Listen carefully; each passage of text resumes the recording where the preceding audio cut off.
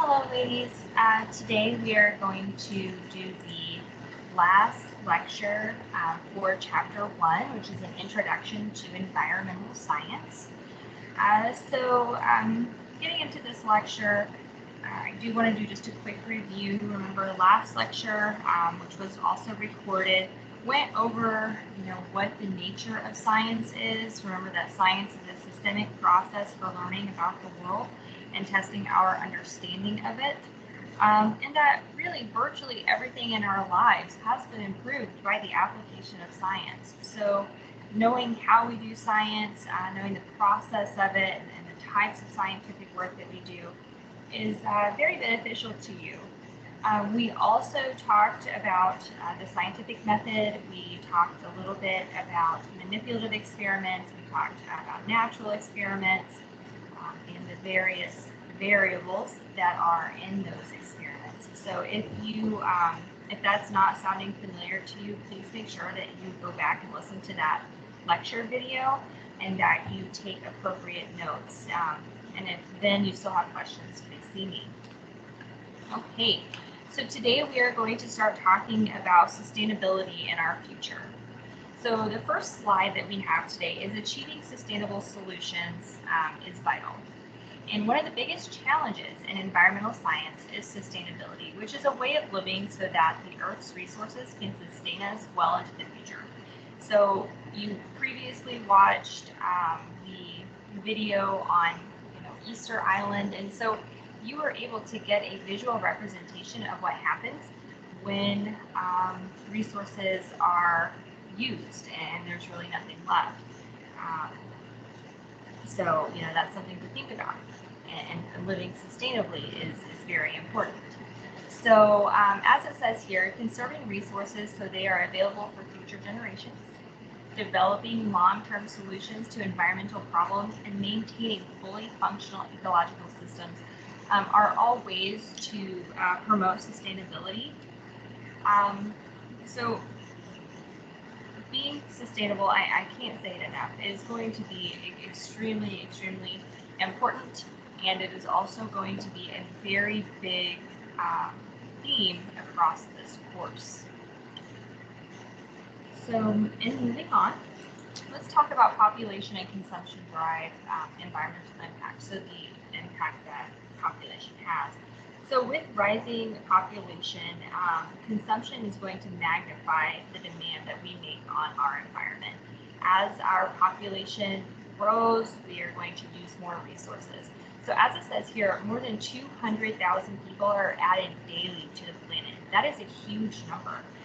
And consumption has increased at even faster rates, but not equally across all populations. So you should know that not all populations grow as fast as others. As it states, the 20 wealthiest nations have 55 times per capita more income than those of the 20 poorest nations. And with more income, we do tend to use more resources. So that is something to think about. Now, when we look at the carbon footprint of other countries, and when we look at consumption rates, we can see that there is going to be quite the discrepancy between the countries, as has been stated. And you can see that here in this visual representation. So the ecological footprint of an average U.S. citizen is much greater than that of someone in a developing country. So you can look here and see, the footprint for the United States is much longer than that of, or much larger than that of the world average. And you can make comparisons between the countries. It appears here that Canada and the United States have, very large ecological footprints in comparison to, say, Indonesia or Afghanistan. So this is a great thing to look at, and it's a wonderful representation of how the U.S. or the average U.S. citizen is going to have a larger footprint, ecological footprint.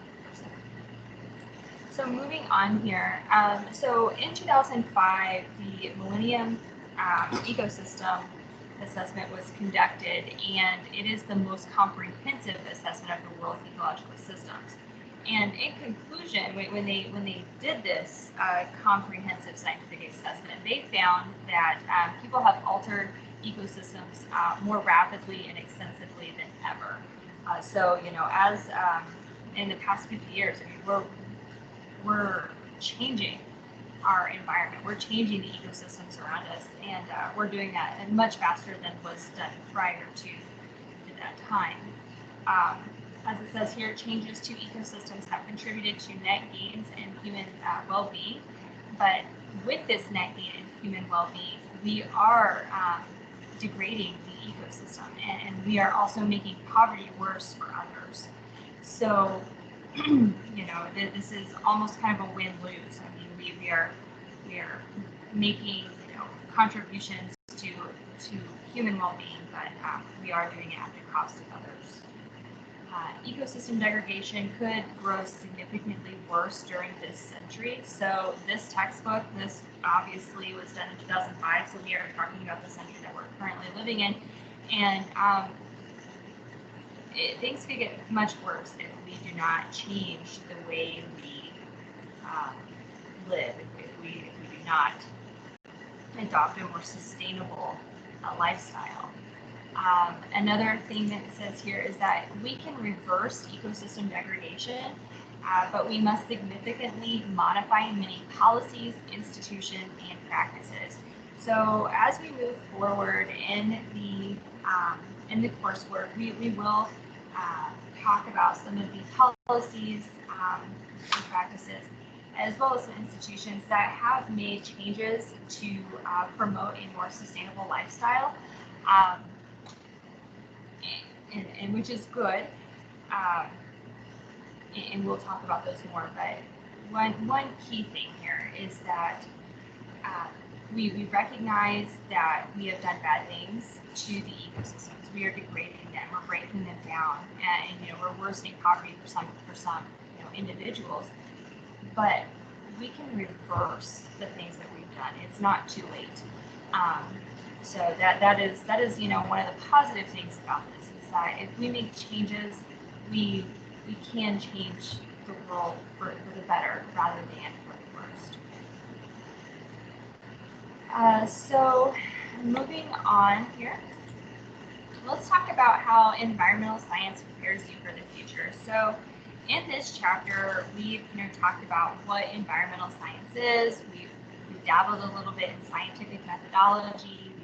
Ecological footprints, and just in that last slide, we did look at a comprehensive assessment of the ecological systems. But you should know that this course and this introduction that we've just given you is going to prepare you for the future. Learning about sustainable ways to live. Being able to promote sustainable solutions on college campuses or even outside of college campuses is a very big thing. And so, as it says here, many movements have grown to help reduce ecosystem degradation. And they give two different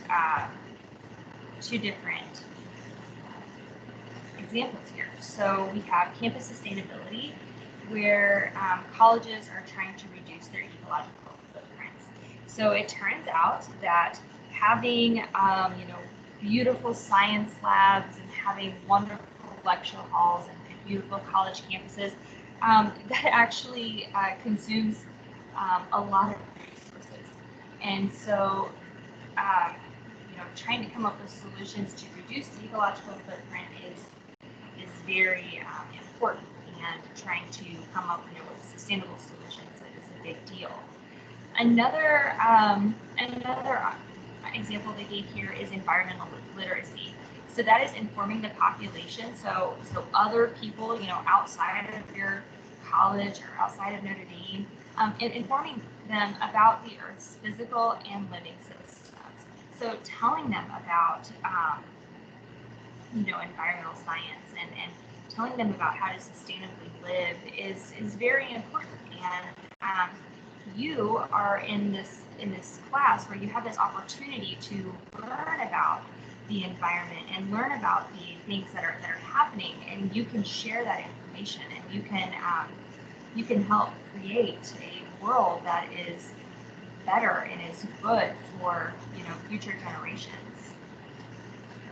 So in closing, this chapter, as I said, it was just an introduction to environmental science, and it's so important that we find effective ways to live peacefully and healthfully and sustainably, and to keep the diversity and the complexity of the planet, right? It's so important to do this, and in doing so, we need to have a good scientific understanding of both the natural systems and the social systems, and we need to be able to promote sustainable living.